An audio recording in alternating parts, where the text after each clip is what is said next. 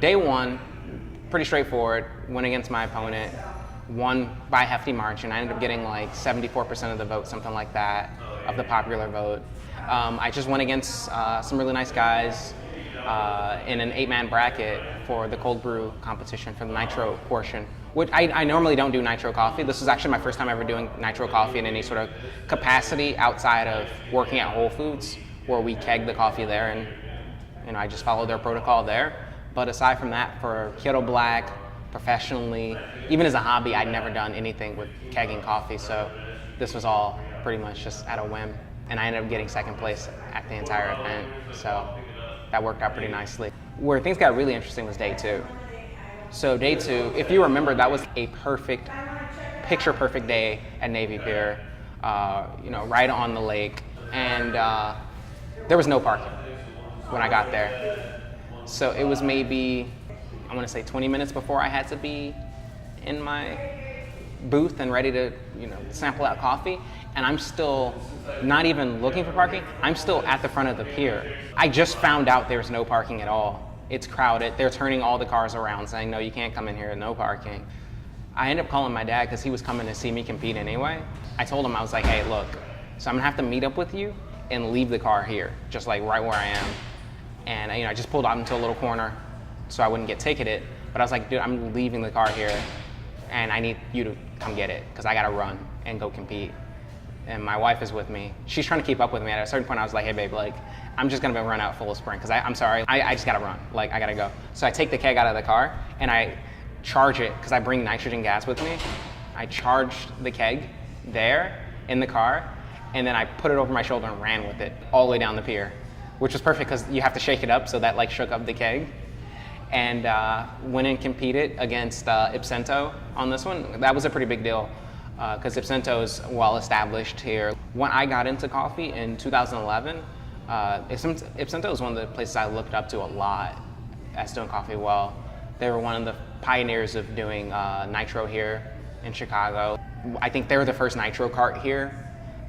They debuted their Nitro cart 4 years ago, I want to say. They're really ahead of the curve to go head to head against them and beat them by a considerable margin, by 76%. I won all my matches. Even the one I lost, I got 76% of the popular vote. So I won all my matches by a margin of 74 or better, or I should say with 74% of the score or better. But the drama that kind of unfolded between getting there and being in traffic the whole time and then having to run and making it there just in time and then beating a company I looked up to made for a really crazy day two. Day three, I'm going against Collectivo for the championship, and I think things are going pretty well. People are going crazy for the coffee. That's the one thing about it. I was always last in the coffees to taste, and people were like, oh, I'm so burnt out. But once they taste the coffee, they're like, oh my God, this is great. They were sending people over, so there were people coming up to me who were not even in line to vote. They were like, hey, I'm just here showing off product and demonstrating, but somebody told me I should come try your coffee. I watched, I was the only person who was getting that sort of feedback. So I was like, okay, that kind of feedback is holding through for day three. So I think I got this one in the bag. People are still pumped about the coffee. So I go and look at the judges or the results that they posted. They just write on the bracket. And it says Collectivo won, and I was like, okay, let me see what the score was. I'm curious. So, and I just want to say the people at Coffee Fest are super transparent and really nice about it. I don't think there was any maliciousness or any ill will or anything funny about it. I think, and they told me too, they want to improve their own process, so they are looking for feedback on just how to make it better, because they were acquired by a larger company, and I think they want to turn their competitions into something more legitimate than it is right now. But the way they have that tournament structured is completely bogus. It doesn't make any sense at all to me. The way the rules are outlined is there are 3 blind judges who get 33% of the entire vote that will comprise your score. And then the remaining 67% comes from the popular vote of people who are going in line, tasting the coffee, and then casting their vote. And it's a single elimination format. So let's say there's a 16-man bracket. There will be 8 tables, head to head. You taste, somebody goes through line, they taste, and they decide which one they like better of the 2 coffees at each table. the winners go on to the next round, and then the winners from that go on to the next round, right? So that's how the format works for the competition. So under that, what I just outlined to you, under the 33% of the score goes to the judges and the rest goes to the crowd, I actually would have still won. I would have won with 51% of the vote, just by a razor margin, but I would have won. Considering the fact that I got 42 votes and Colectivo got 13 votes, okay? So I looked at I took photos of it too. I looked at the score. There were 55 people who went through line. 42 of them voted for me, 13 of them voted for Colectivo. So I won the popular vote, 76% to 24%. However, Colectivo won all the judges. Now, what they didn't tell me, and actually, they did tell me this, but it was in an email. I looked through it. I went back and said, is there any way that I can see that they told me that they changed this? They changed the weighting of the judges' score from 33% to 41%, okay? That's not on the website. In all fairness, when I signed up on the website, it said 33% still. But when they sent me an email, after I applied to the tournament and everything, it said, I went back and looked, it said 41%. They'd updated it. They didn't update the website. It's an oversight. It's not anything more than that. It's an oversight, right? That's one way to legitimize the competition, for one, is to make sure that, how you want to apply it, the rules is consistent. Because I went in with one perception, and there was just a different set of rules being applied. Granted, it was just a tweaking of a percentage, but still, that made all the difference to me, because it went from me pulling out like a really cool win, like a remarkable win of getting 51% of the vote, crushing in the popular, but just losing the judges and still winning. And honestly, I think that's kind of how it should have been anyway. I think that giving the judges 41% is a little too steep, because essentially the judges are picking the winners. If the judges go all in, so if all three judges go for a single person, that person is virtually guaranteed to win with that 41% weighing. In order to overcome that, you would have to utterly crush your opponent by getting, I think, 94% of the vote in order to overcome that. And I don't think that, essentially at that point, the judges are literally picking the winners and losers.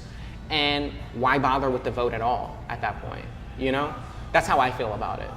They already have competitions that are completely transparently judge-based. So there's the best espresso competition.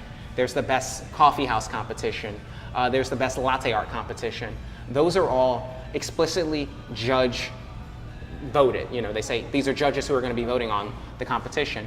The latte art competitions, or the cold brew competition, is the only one that has a voting element where the crowd is actually participating and voting. So it gives you the illusion that the crowd is picking the winners and losers. It's not, though. It's really the judges still picking the winners and losers. And if that's how they want it, that's fine, but I think that's also how it needs to be marketed, and it needs to be more transparent that the judges are pretty much picking the winners and losers of this competition.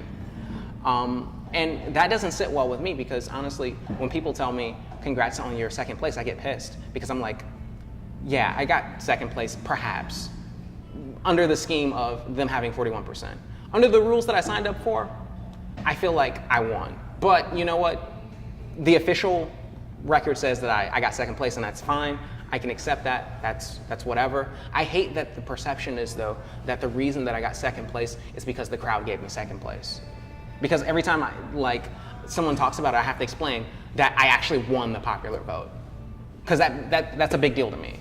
I don't think this is the first time they did the 41% judge thing. From what I understand, they started doing it after Anaheim, so there was another competition between the two where they used the 41% thing, judges score. It's just weird, though, because I don't think people realize that, because on the site it still says 33%. They just never updated that. That's a huge change that never got updated. So people thought they were going under different rules than they actually were the whole time. And because all you see at the competition is this person won, that person lost, there's no explanation there, unless you dig deep and ask and they show it to you. You wouldn't even think to contest it. You would just think you lost. And that's an issue.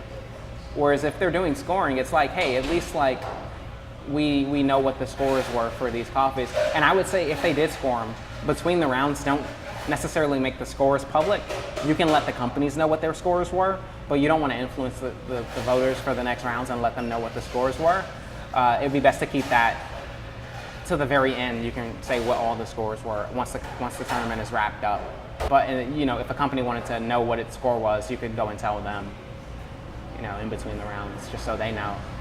The issues that I had with their voting system is that it's a single elimination competition to determine who has the best cold brew. But how do you know who has the best cold brew unless you're scoring?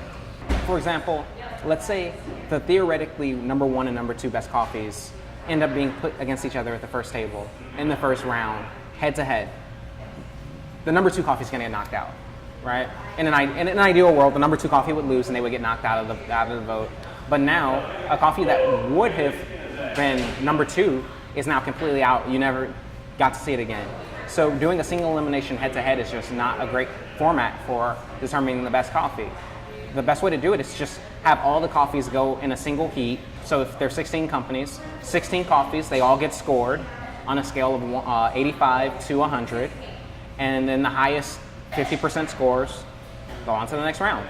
And you repeat that process for determining who's the winner of the competition. That way, you can develop a scoring system for this competition. So now, we can look back and say, oh, this year's coffees were of a better quality than last year's coffees, or whatever. It's now qualitative. It's not just yes or no. It's not binary. It has more nuance to it. It becomes a real thing now. Putting coffees head to head is not the way to find the best one. You just vote from a pool of coffees, 85 to 100, not 1 to 10. 1 to 10 still allows you to skew things too much.